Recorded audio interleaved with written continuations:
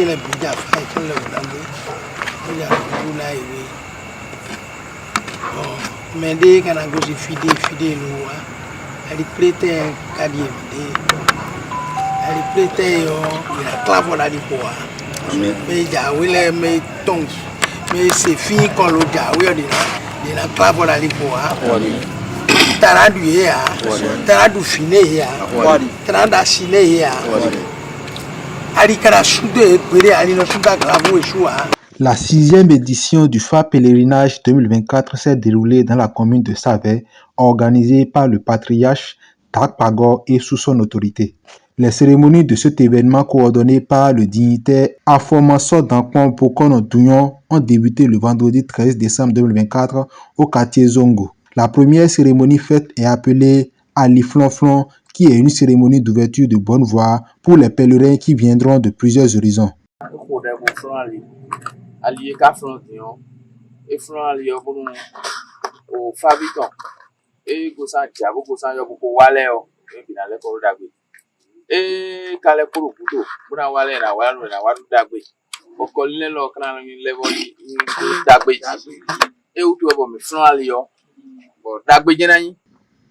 Après la cérémonie dite Ali Flonflon, place à la cérémonie dite Fassissin, qui est une initiation au Fa. Elle est dirigée par Mounon, Afomaso Dankpon Bokono Douyon.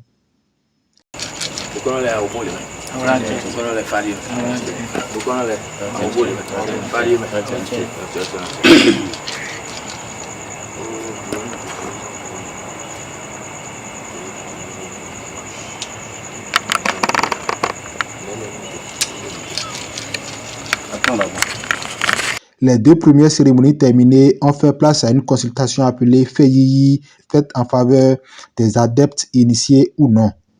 La consultation générale a sorti le signe Toula Loubé. Oh, Bokono Lemi, fa il faut mais. Fa Swadi.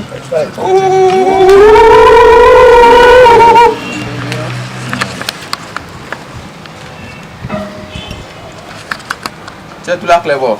Fa mi quand yo faro Toula Loubé. On me kamo o chabla da koyoji. Bokamo diobera dioji.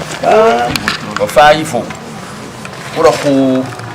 Oro ku yana farmi oro da gbe na tin lo ku yo me bo flefle na khonu mo no san dion me na so fanu bu kono le be na yi fede ji peri et na chelmi. Après les précédentes cérémonies, s'en est suivi la cérémonie Huevo Sisa, qui pourrait être traduite en sacrifice de l'année.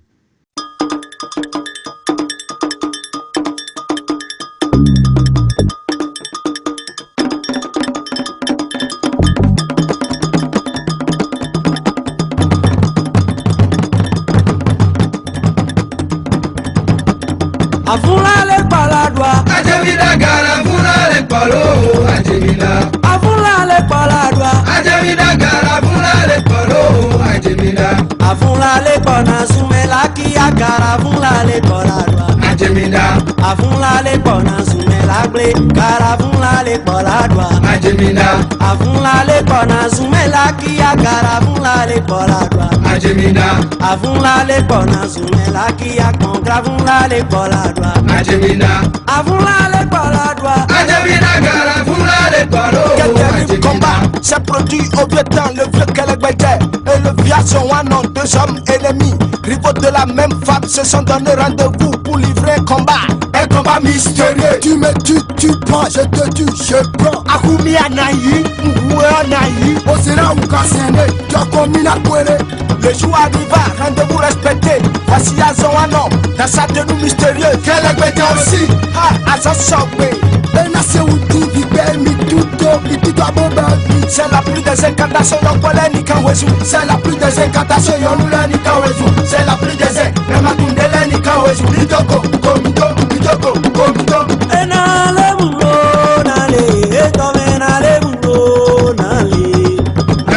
À travers la cérémonie dite Fonini, les prêtres phares et initiés ont accompli un rituel au pied de la divinité Lega.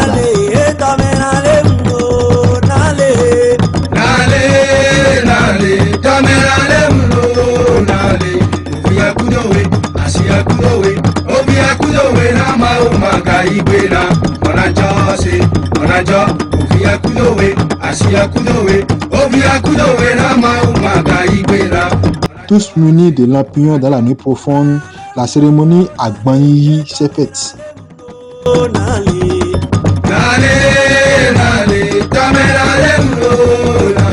C'est vraiment bizarre, c'est même ridicule. Les deux hommes ont reçu la même formation, du même formateur, du même beau concept, du même charlatan. Les forces sont égales, les pouvoirs sont égaux et les incantations égales. Mido. Arrivé sur les lieux, ça voulait commencer. Les animaux, les oiseaux et même les personnes, ils sont vus le lieu. Un valéger souffla et puis on attendait. Nous pétons nos pays, ça grâce à moi, je vois des dames, on le dit à Roledo, on va y aimer la Tiago. Nous avons sous maman, mais dans mon pédo.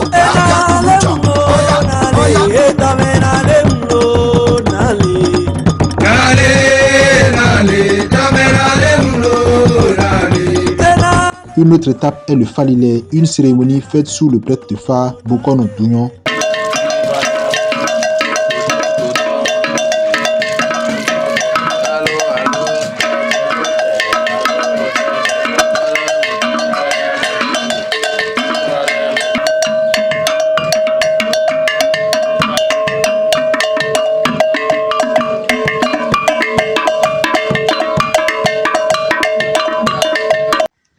D'autres étapes sont aussi accomplies, à savoir à Bassafa, où il y a des consultations qui se font entre les participants et ensuite c'est le départ pour la forêt sacrée.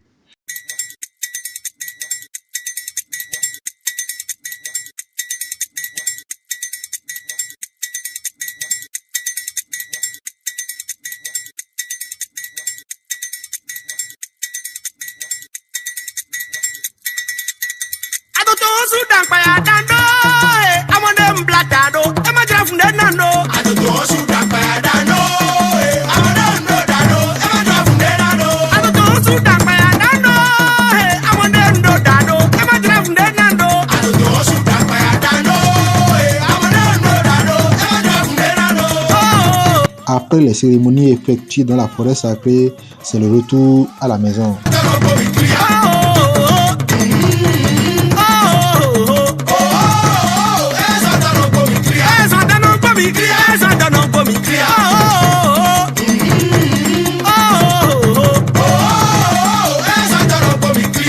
Après les différentes rites et cérémonies accomplies, les dignitaires prêtres de phare se sont prêtés à notre micro. Le fa, ça c'est une science exacte, c'est une science vraie et c'est les choses de nos aïeux. Vous voyez, et ceux-là qui sont encore réticents, vraiment je leur dis, venez pour voir. En ce temps, vous allez même apprécier. On a quitté un peu partout. Moi, par exemple, j'ai quitté Cotonou. Il y a d'autres pèlerins qui ont quitté Parakou, d'autres Porto-Novo, et d'autres Lomé, et Gabon, même aux États-Unis. Donc cette édition, ça a été, comme on le dit, l'apothéose. C'est que les pèlerins sont rentrés très satisfaits. Et j'invite, parce que ceux qui ne le savent pas encore, c'est le moment plus que jamais de faire tout pour intégrer. Parce que si il y a eu l'apothéose là cette année, ça veut dire que les 5 dernières années, ça a donné beaucoup de conflits. Nous, on était là pour la 5e édition, mais cette édition, ça a été vraiment plus que merveilleux. Et les prières, les bénédictions, et l'un dans l'autre, vraiment, chacun était satisfait. Je passe par ce canal pour exhorter ceux qui doutent encore de la compétence du vieux vétéran Tak Pagor, qu'il a du bonheur dedans. venaient massivement pour voir et toucher de doigt ce que c'est que le phare.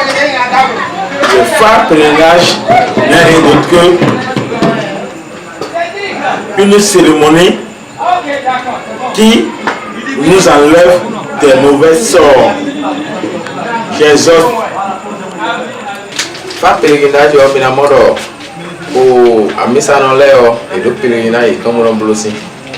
Bon, Malele et le pèlerinage est tombé dans le bleu. Mon Dieu, et Dieu a remis mes points d'ozo à ton lettre là. Mime ko wan fazo boko kan fa ko se fa boko fa la ba de le o e je ha ro na no ipe bo ya no po na no se won domiton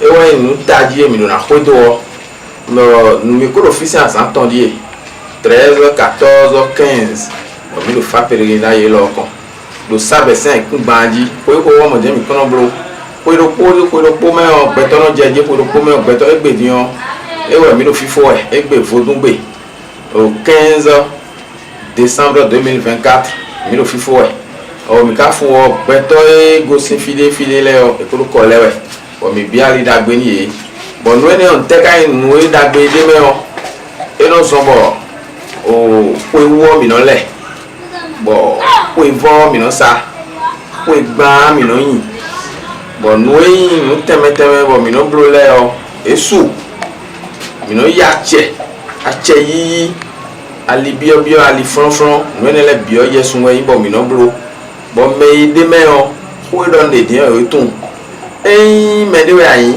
lo ko wa kon mo don we ne o o gbigbo to so na glo ya lo me ko wa kon teme le o e so no juro ibo ni na gon a bonu mi ni no po bonu no ifa to o emi na so doji dion e ka ipe mi be dion sa ton emi bro ho emi wa be o sa ton we emi zana din bon bishop we e de we ka tin bon me khole nami ga che de we be wa no khudene deji beka no che e no che bo weto no suwon yi no le te po no wa me ka no wa lo no sotonu lo e no che mo be yi no le wale o mfon no khudeni tegbe lo e na yo yi na no mo adi na su de gbede a dadi no su da clavu e su a e ka no na bo sa pata o no le so tato yi kwe a dagbe o yi na mo dagbe o jewe uye to na ko anu do ne ro uye to kuna ko do wi no posi ne nu ita bo e no wa kwewu mi no bro di on la to mi bro na di ba e fo nka do bo se do yi do mere kuna kla fo wo le ro agbe bo no mo akwe do anko do awe bo mi no bro na ina ba ko pere a ina ba ko amen ina no mo bo mi na no bro bo so to osu e mi bro ho medion mi sa fo do to mi sa fo do a fa mi to le wu o sa fo do pe mi to gbe to e mi de mi sa fo de wu. Les pèlerins venus de plusieurs horizons pour le phare pèlerinage 2024 sont repartis chez eux satisfaits avec un regard tourné vers l'édition de l'année prochaine. Il faut également noter que le phare pèlerinage de cette année a connu la présence de Sa Majesté Oba Adetutu, roi de Savè.